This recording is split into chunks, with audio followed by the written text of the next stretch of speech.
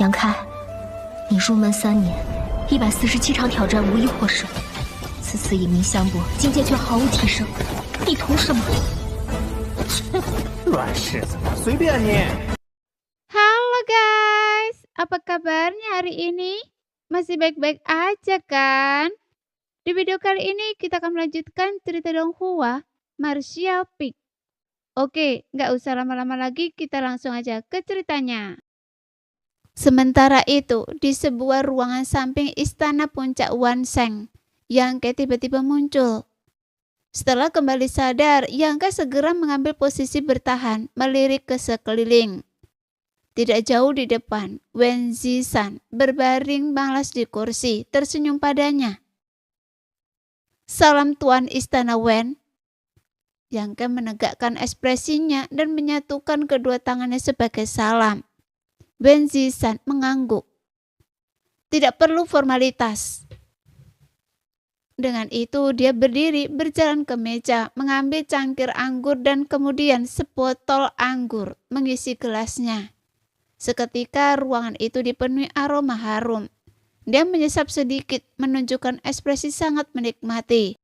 Melihat ini, bibir Yangke sedikit berkedut, tetapi dia tidak mengganggunya, hanya menunggu dengan tenang. Setelah beberapa saat, Wen Zishan tampaknya pulih dari perasaan menyenangkan itu. Ekspresi puas terpancar di wajahnya.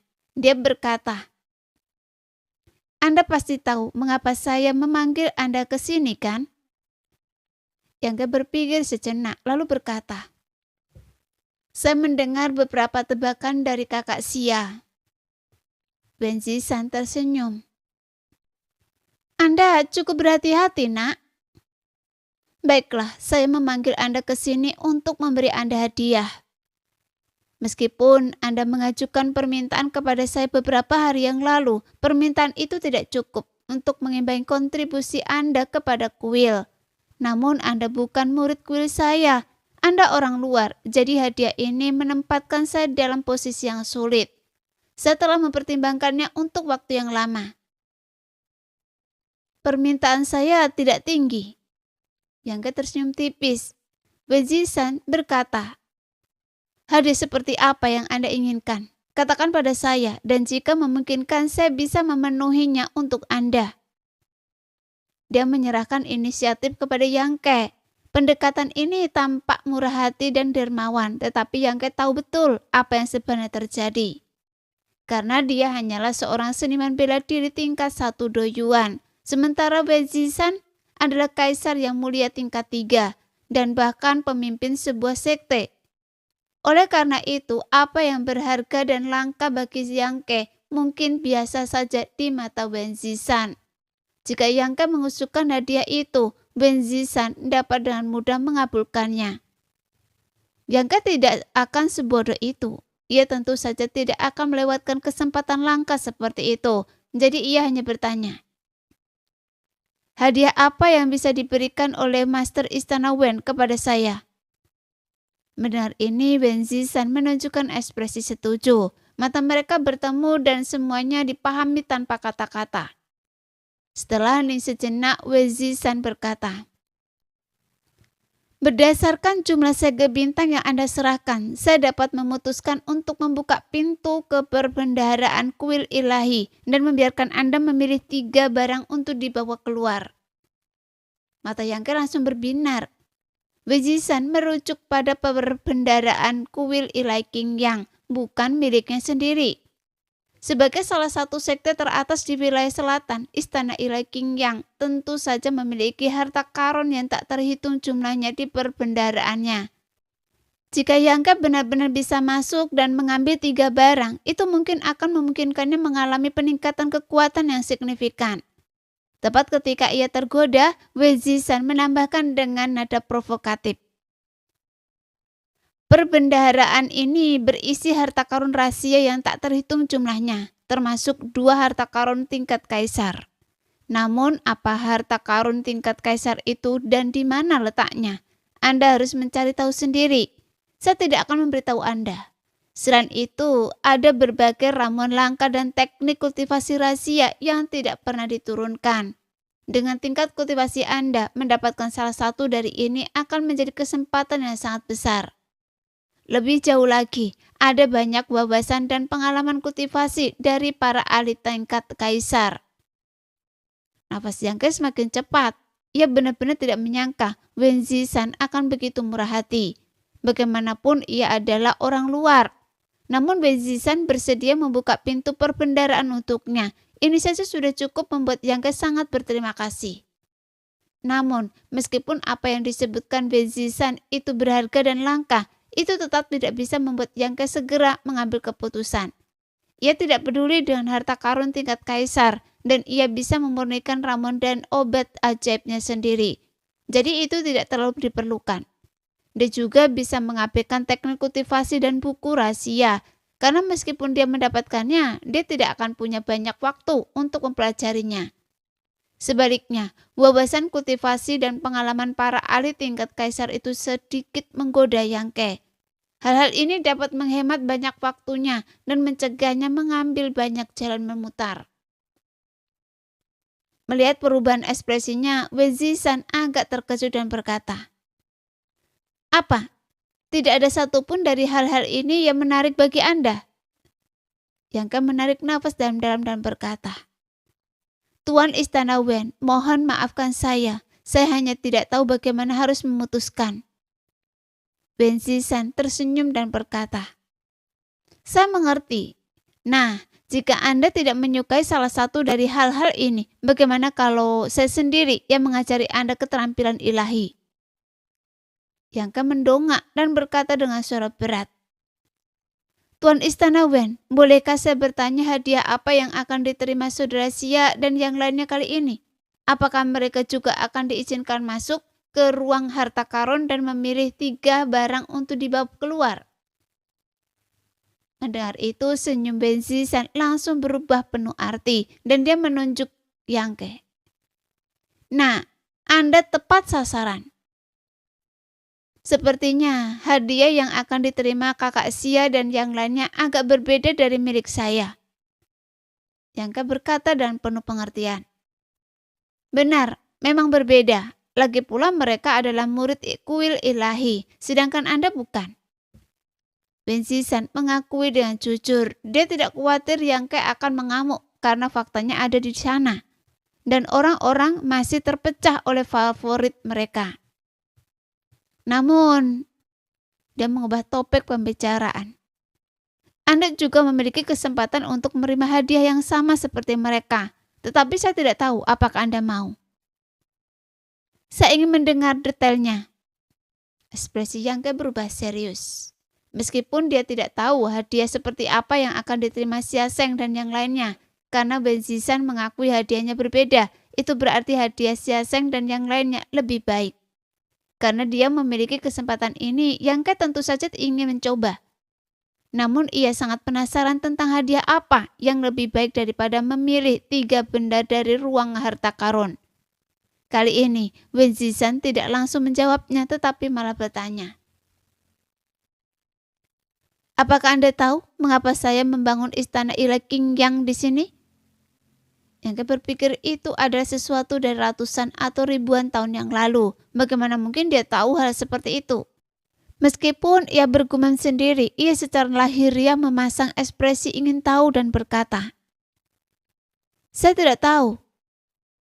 Tentu saja itu karena ada sesuatu yang sangat istimewa di sini," kata Wen Zishan dengan kilasan kenangan di matanya yang saat ia berbicara. Ia melanjutkan, 800 tahun yang lalu, saya kebetulan melewati pegunungan Qingyang dan menemukan sesuatu. Benda itu memiliki efek ajaib dan fungsi misterius.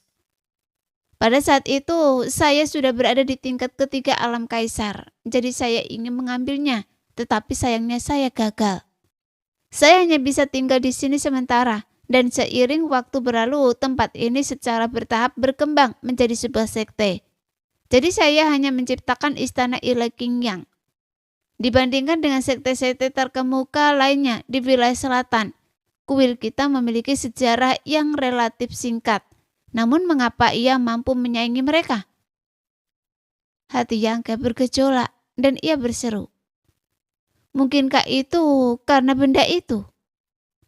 Wenzisan segera menunjukkan ekspresi kagum dan berkata, benar, meskipun saya hanya berada di tingkat ketiga alam kaisar dan kekuatan saya tidak lebih baik dari pemimpin sekte dan pemimpin kuil lainnya.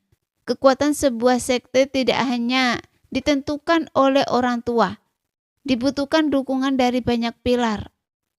Perkembangan kuil Qingyang hingga skala saat ini sangat bergantung pada benda itu. Saya ingin tahu sebenarnya benda apa itu. Yang Ke juga sangat penasaran. Setelah mendengar ini tidak dapat memahami apa yang memungkinkan sebuah sekte untuk berkembang sedemikian pesat. Wenzisan menatap Yang Ke dengan ekspresi serius mengucapkan 3 kata. Cermin perjalanan ilahi. Cermin perjalanan ilahi? Yang Ke tambah bingung. Ini bukan alam perjalanan ilahi yang Anda kenal. Ini cermin perjalanan ilahi. Cermin dari cermin. Wenzisan menjelaskan. Ini adalah objek luar biasa yang telah ada sejak awal dunia. Membentuk dunia sendiri. Dunia ini sangat berbeda dari dunia tempat tinggal kita sekarang.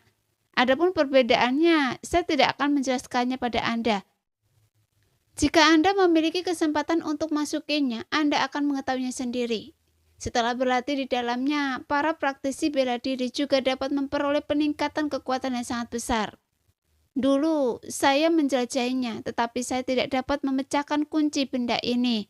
Selama beberapa ratus tahun terakhir, sebagian besar murid elit kuil ilahi telah memasukinya. Mereka yang keluar hidup-hidup telah menjadi jauh lebih kuat.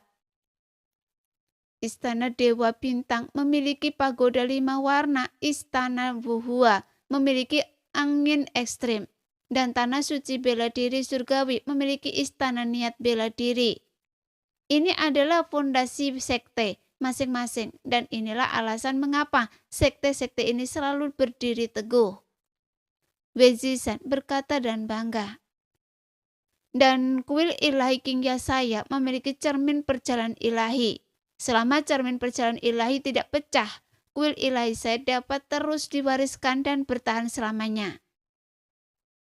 Bolehkah saya masuk? Tanya Yang Ke dengan ekspresi berapi-api. Wenzisan menyeringai dan berkata, awalnya sebagai orang luar, saya tidak akan pernah mengizinkan Anda masuk. Rahasia cermin perjalanan ilahi hanya diketahui oleh mereka yang telah masuk, bahkan di dalam kuil ilahi. Murid-murid lain belum pernah mendengarnya, dan tentu saja sekte lain sama sekali tidak menyadarinya. Namun kontribusi Anda kali ini sangat signifikan dan tidak masuk akal jika saya tidak mengizinkan Anda masuk. Tetapi mengizinkan Anda masuk akan melanggar aturan. Mendengar ini, Yang Ke tiba-tiba angkat bicara. Tuan Istana Wen, apakah Anda ingat ketika saya bertarung dengan Sui Yi terakhir kali? Anda mengatakan bahwa jika saya menang, Anda akan mengabulkan permintaan saya yang tidak masuk akal.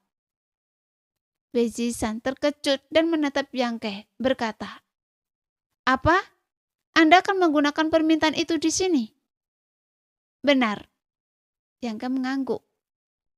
Ditambah lagi dengan jasa menyumbangkan 6 sege bintang ke kuil ilahi. Seharusnya tidak masalah kan? Tidak masalah. Wenzisan merenung. Anda sudah mengatakannya seperti ini, tapi apakah Anda yakin ingin melakukan ini? Anda bahkan tidak tahu apa yang bisa diberikan cermin perjalanan ilahi kepada Anda. Yang Ke tertawa. Karena kakak Xia dan yang lainnya menerima hadiah ini, itu berarti ini adalah hadiah terbaik. Karena ini yang terbaik, mengapa saya harus ragu? Baiklah, Wenzisan berteriak. Kalau begitu saya setuju. Namun Anda juga harus bersumpah bahwa Anda tidak akan pernah mengungkapkan rahasia cermin perjalanan ilahi kepada siapapun seumur hidup Anda. Jika tidak, saya mengerti. Yang Ke mengangguk dan dengan sungguh-sungguh bersumpah di hadapan Wenzisan.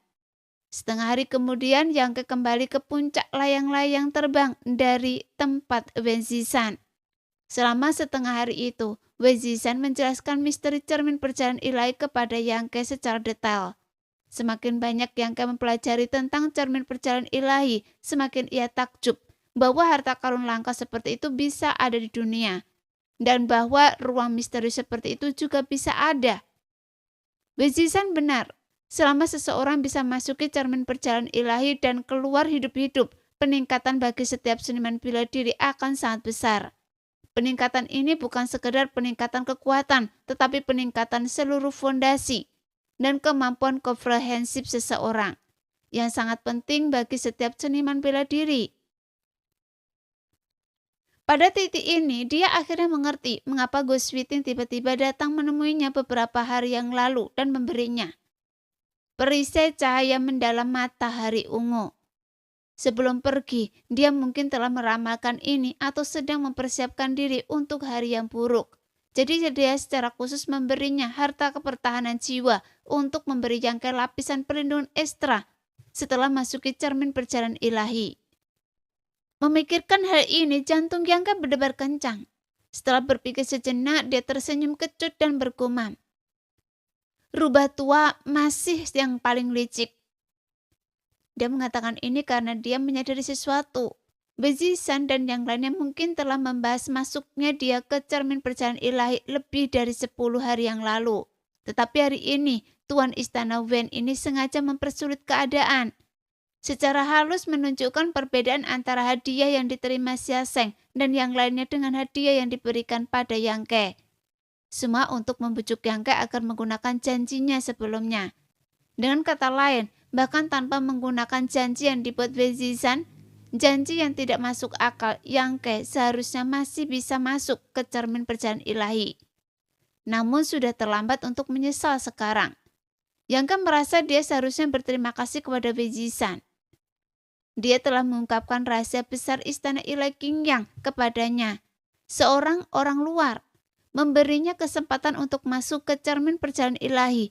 Apa bedanya jika dia menggunakan janji itu? Dia akan masuk ke cermin perjalanan ilahi besok. Oleh karena itu, setelah kembali ke puncak layang-layang terbang, Yangke tidak terburu-buru untuk memberikan perisai cahaya mendalam matahari ungu lagi.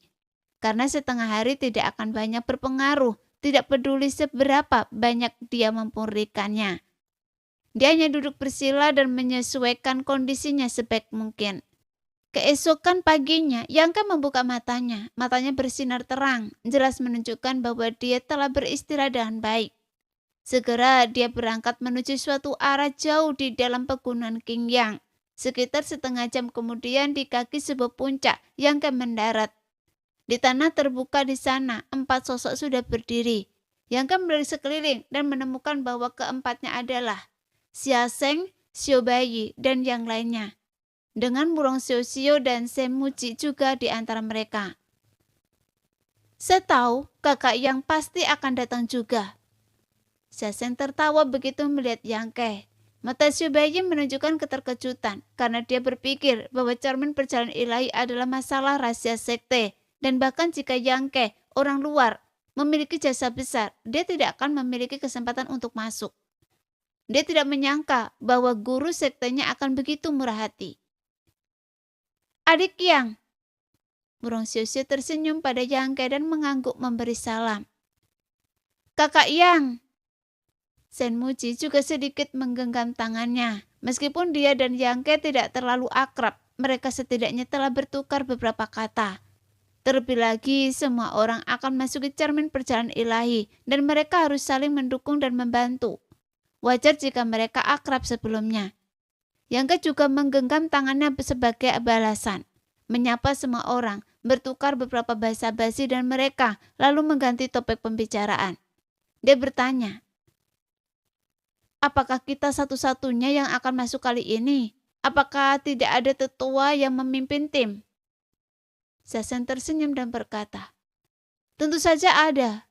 Konon cermin perjalanan ilahi cukup berbahaya. Istana ilahi tidak nyaman jika kita, para kultivator alam sumber Do, masuk sendirian. Mereka seharusnya mengirim seorang tetua alam kaisar untuk membantu kita. Saya hanya tidak tahu siapa itu. Shen Muji tersenyum. Wajah Xia Zheng memerah dan ia bergumam. Saya mohon jangan sampai itu tetua Go. Terakhir kali dia pergi ke negeri 4 musim, Goswiting telah melemparkannya dari kapal dalam perjalanan pergi dan pulang, membuatnya sangat takut padanya. Setelah berbicara, Seseng menoleh curiga ke arah Murong Xiao, bertanya dengan ekspresi bingung. Xiao, apakah Anda tidak tidur nyenyak semalam? Mengapa kelopak mata Anda berkedut? Tidak, Murong Xiao menjawab pelan. Wajahnya dipenuhi kecemasan. Xiao Baiyi mendengus dingin, mengalihkan pandangannya ke tempat lain. Shen Muji dan Yang Ke di sisi lain menatap langit dan bumi. Xia Sheng tiba-tiba sepertinya mengerti sesuatu, dan dia tidak bisa menahan diri untuk tidak bergidik.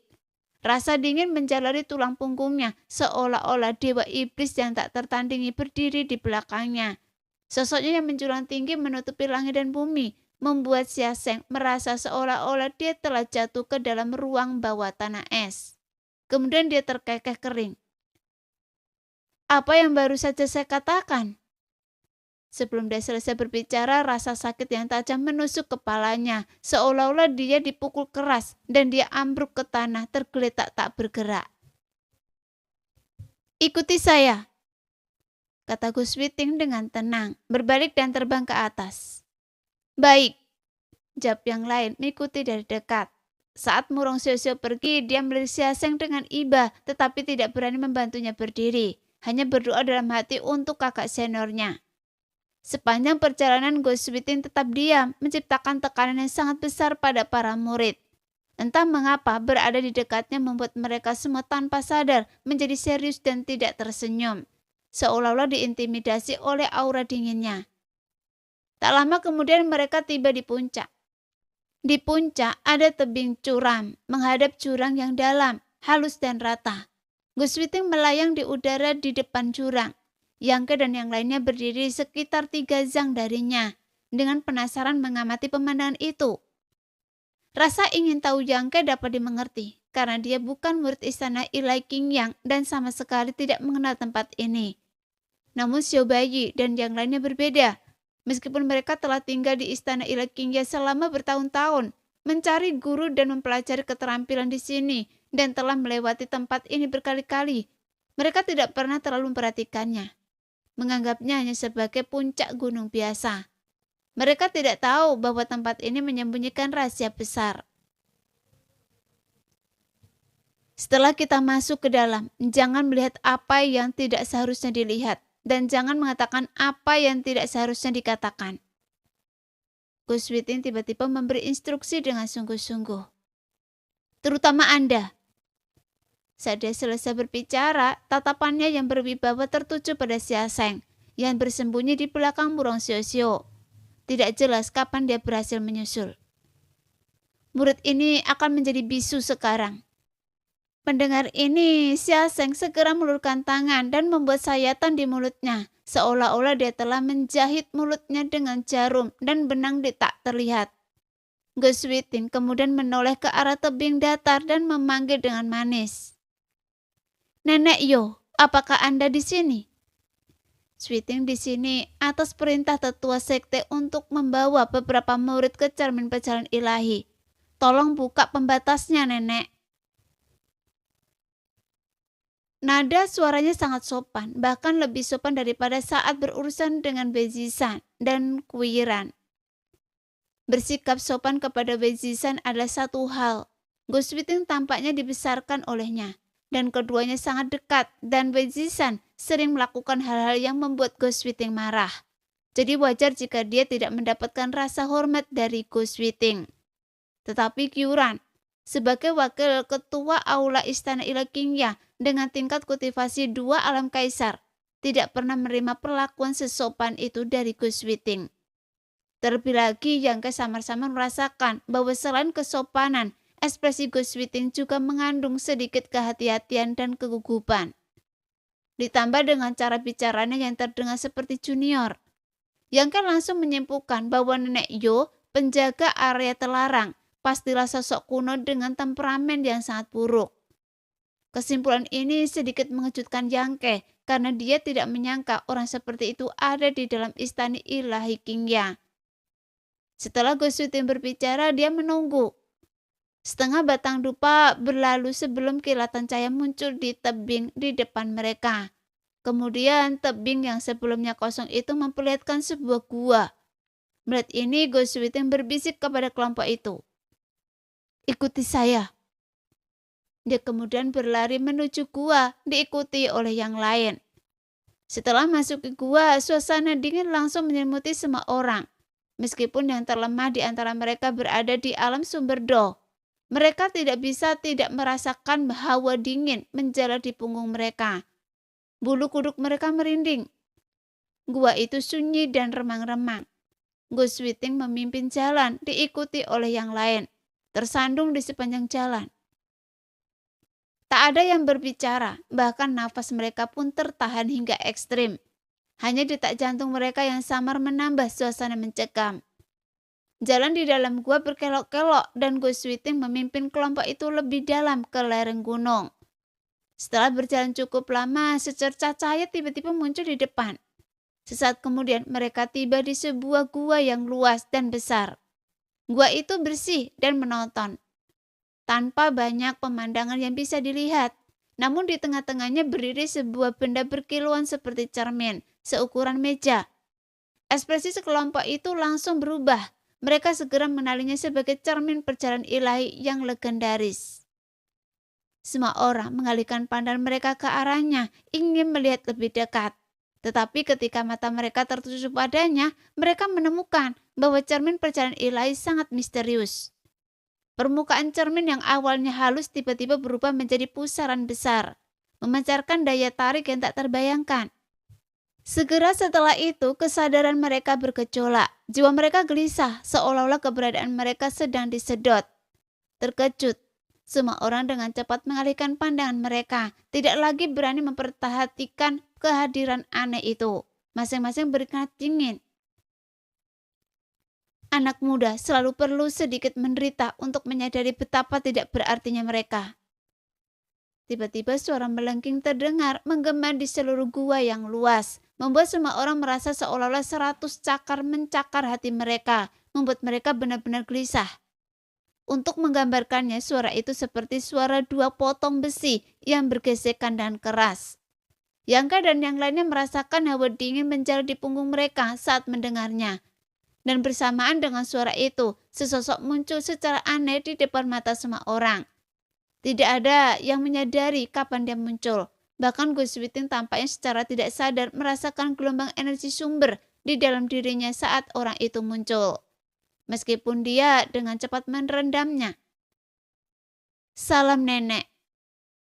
Wajah Go Switing berubah serius saat dia mengatukan kedua tangannya untuk memberi salam kepada sosok itu. Yangka dan yang lainnya juga dengan cepat melihat pemandangan baru itu dan mendapati bahwa nenek Yo sangat pendek. Hanya setinggi dada Yangke.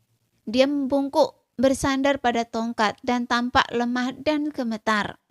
Wajah nenek Yo sangat jelek, penuh dengan lubang dan kerutan, tanda-tanda waktu.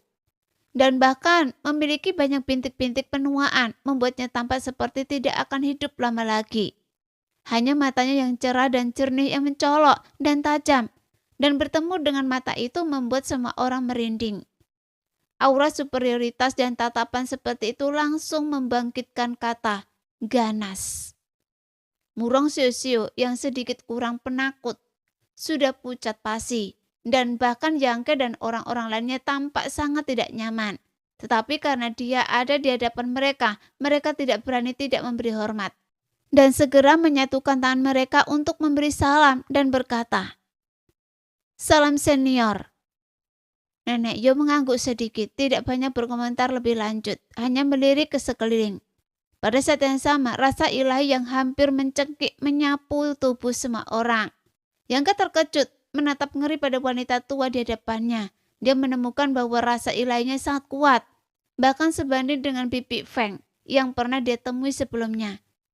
Bibi Feng adalah ahli yang kuat di tingkat ketiga alam kaisar, sosok yang kekuatannya sebanding dengan Benzisan. Tetapi fluktuasi energi yang terpancar dari nenek Yo kemungkinan berada di bawah tingkat ketiga alam kaisar. Berdasarkan pengalaman Yangke, dia memperkirakan dia hanya berada di tingkat pertama alam kaisar.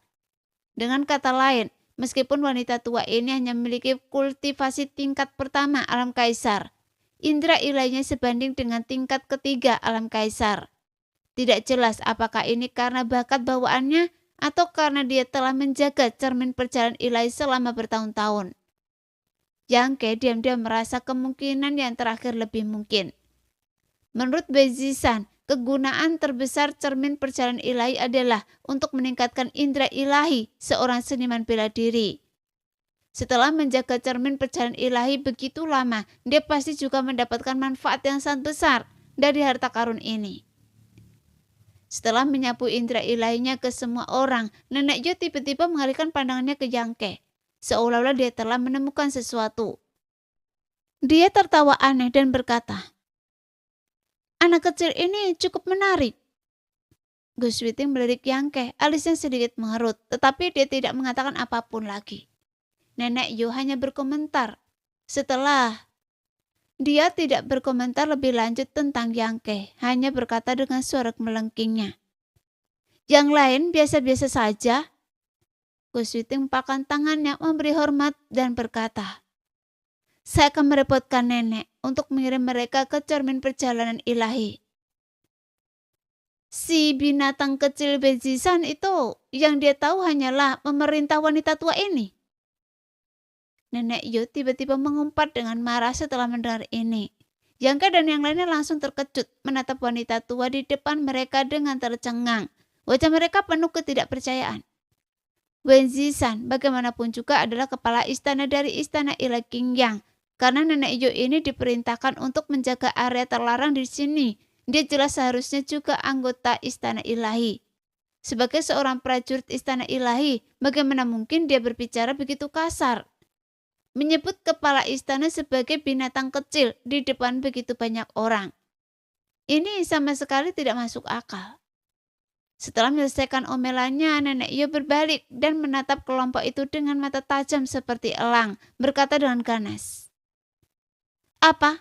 Dia menjebak wanita tua ini di sini. Apakah saya bahkan tidak boleh memarahinya? Apa masalah kalian?"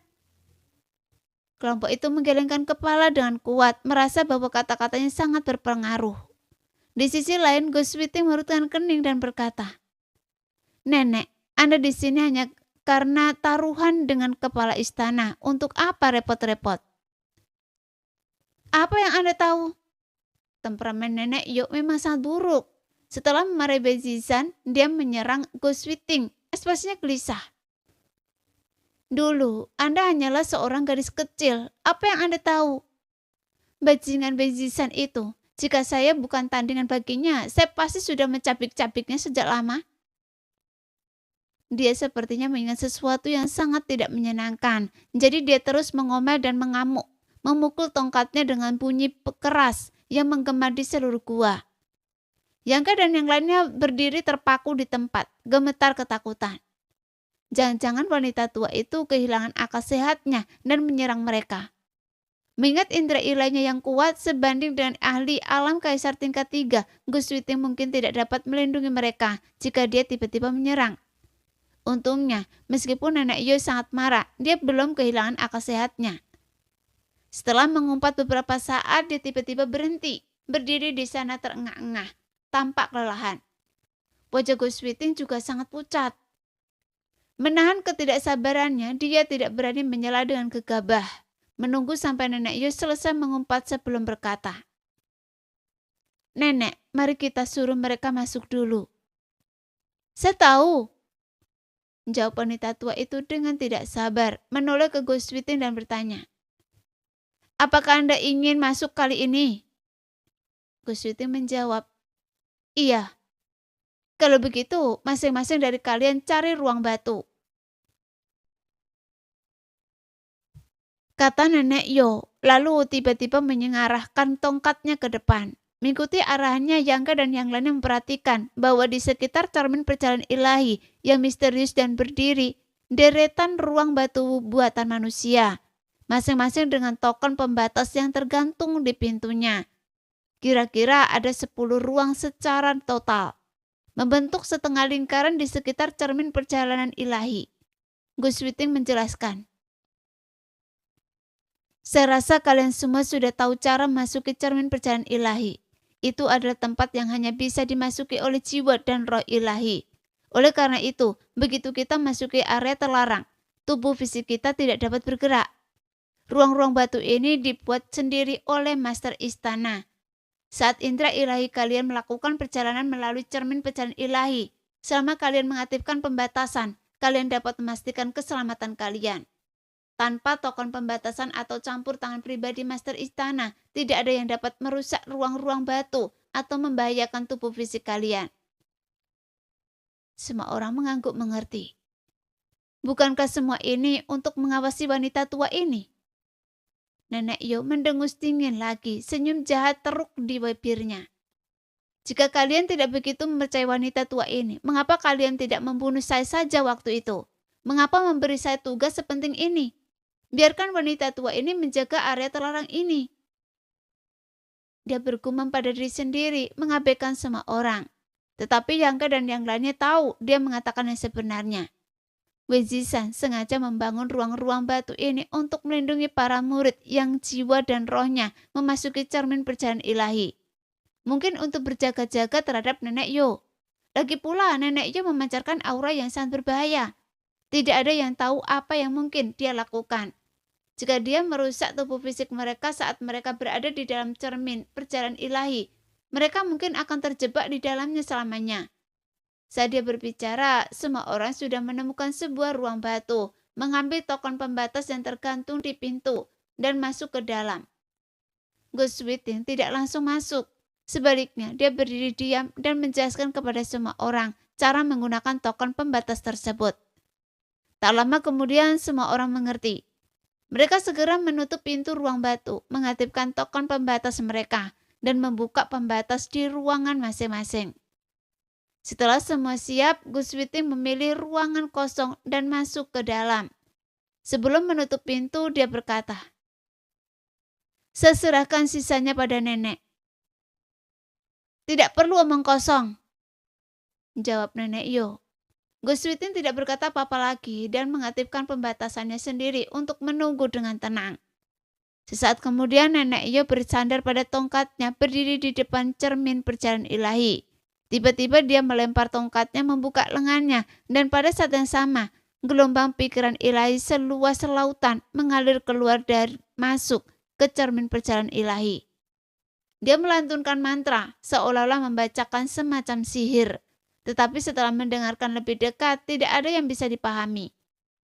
Dengan tindakan ini, cermin perjalanan ilahi yang sebelumnya berkilauan segera memancarkan cahaya ilahi yang menyilaukan. Pada saat ini, Yangka dan yang lainnya yang duduk bersila di ruang batu menunggu, juga diselimuti oleh seberkas cahaya. Di dalam cahaya itu, semua orang merasakan ketidaknyamanan yang hebat, seolah-olah jiwa mereka akan meninggalkan tubuh mereka, memenuhi mereka dengan rasa takut dan gelisah. Namun tidak ada yang melawan karena fenomena ini sepenuhnya normal. Setiap seniman bela diri yang memasuki cermin perjalanan ilahi mengalaminya.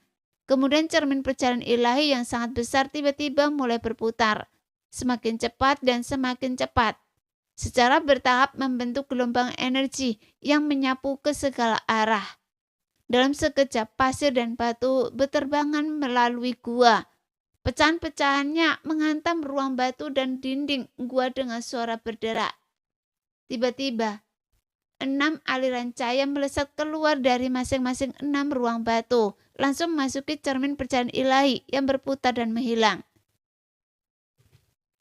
Pada saat yang sama, sosok Yangka dan yang lainnya melintas di permukaan cermin perjalanan ilahi seperti kilat. Nenek Yo yang sedang merapal mantra tiba-tiba memiliki kilatan di matanya, seolah-olah dia telah menemukan sesuatu. Dia menatap cermin perjalanan ilahi dengan seksama dan berseru kaget. Tidak mungkin kan? Anak laki-laki itu benar-benar memiliki harta karun seperti itu. Apakah saya salah lihat? Dengan itu dia membanting kedua tangannya. Cermin perjalanan ilahi yang berputar segera stabil dan kembali ke keadaan semula. Namun Nenek Yo pucat dan berkeringat dingin. Tubuhnya yang sudah pendek menjadi semakin bungkuk, seolah-olah aktivitas ini telah sangat membebani dirinya. Sialan, dia meraung. Wezizan, Anda menyelamatkan nyawa saya hanya karena mengaktifkan cermin perjalanan ilahi, membutuhkan indera ilahi dari kultivator alam kaisar tingkat 3. Jangan berpikir wanita tua ini tidak tahu niat jahat Anda. Cepat atau lambat Anda akan membayar harganya. Setelah mengatakan itu, dia dengan cepat duduk bersila dan dengan gemetar mengeluarkan beberapa ramuan dari cincin spesialnya. Memasukkannya ke mulutnya seperti permen. Apakah wanita tua ini salah atau tidak? Kita perlu masuk dan memverifikasinya. Jika itu benar-benar benda itu, Wezizan, Anda tamat. Dia mengoceh sebentar, lalu tertawa terbahak-bahak. Pada saat yang sama, di puncak Wezizan menatap ke kejauhan. Chen Qian menemaninya. Setelah fluktuasi indera ilahi tingkat ketiga alam kaisar tiba, Chen Qian berkata, sepertinya saudara Go dan yang lainnya sudah masuk. Iya, Wezizan mengangguk. Semuanya berjalan lancar. Tuan istana. Chen Qian tiba-tiba menoleh ke Wezizan. Sebenarnya ada sesuatu yang selalu membuat saya ragu. Nah, sekian dulu cerita kali ini. Kita lanjut lain hari ya guys ya. Bye-bye.